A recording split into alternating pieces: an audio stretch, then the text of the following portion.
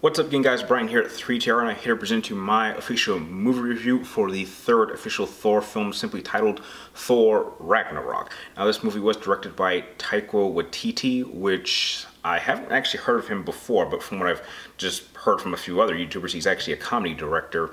And the plot of this movie takes place about 2 years after the events of Age of Ultron, in which apparently Thor has been kind of off doing his own thing, but he kind of needs to pretty much find Odin because Ragnarok is coming and he needs to stop it.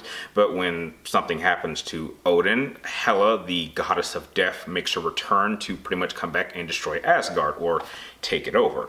Now, I have to say this, the Thor movies have actually kind of progressed in a positive sense up to this point, because to be honest, the first Thor movie I absolutely hated. Up to that point, it was the worst Marvel movie I had seen, and I felt that the Dark World was just completely forgettable. But I'm happy to say that Thor Ragnarok does not follow that direction at all. This is by far the best Thor movie to date, and it's certainly one of the best films that has come from Marvel, really in their, successful chain of good Marvel movies up to date. Now, one thing I will say about the cast is that everyone does a fantastic job. Chris Hemsworth knocks it out of the park with Thor, and I think he actually gets the character. Up until this point, Thor had been kind of going through a number of transitions, but I think that we finally have a definitive version of the character, and he finally gets it. Chris Hemsworth's comedic timing is absolutely perfect. Tom Hiddleston is also back as Loki, and he's not quite as prominent as he was, say, in the Dark World, but he does play his part, and him and Chris Hemsworth have just such amazing chemistry. Every scene that they have together is excellent.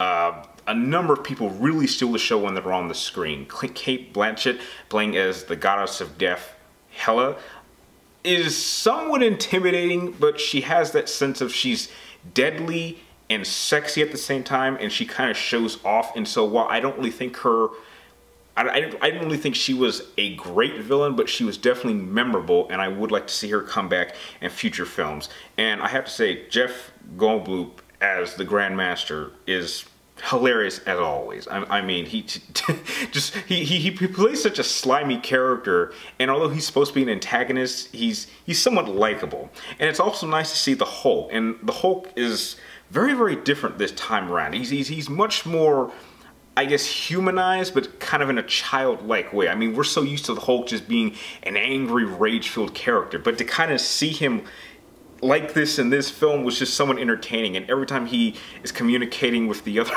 members of his team, especially with Thor, it leads to some of the most hilarious moments. And that really is the one thing you're going to get from Thor Ragnarok. It is a pure comedy film. There are laughs from beginning to end.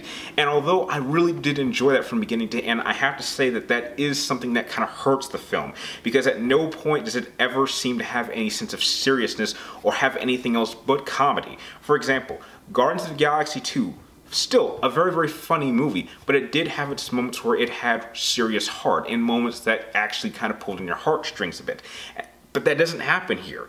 Even moments that are supposed to be taken serious are kind of played off for laughs. I mean, a certain important character dies in this film, and they kind of just blow it off like it's not a big deal, like they were just here to do their part and leave. And there was also another part in the film where this very, very important place is completely destroyed, and literally the first line after seeing this place get destroyed is a joke. And I have to admit, that did kind of take me out of the film a little bit, because if this is the film we're going to be using going into Infinity War besides Black Panther, it just feels a little bit disjointed, because I just hope that's not what Infinity War is going to be. I mean, how do you go from having all this fun and this good, happy, good-looking feeling, all this comedy, to going up against someone who's completely focused on mass genocide and destroying planets and being the ultimate threat that we've been building up for 10 years? I mean, is that gonna work?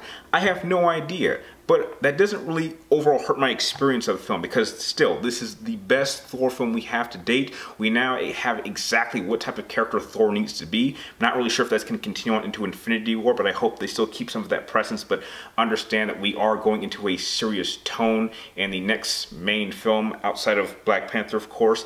And overall, if I had to give Thor Ragnarok a rating, I'm going to give it a B+.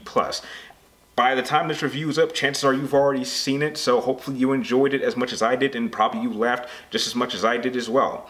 If you like my movie review, feel free to like, comment down below, and please subscribe to catch my future movie reviews. And like always, thank you guys for watching. You're awesome, and I will see you next time.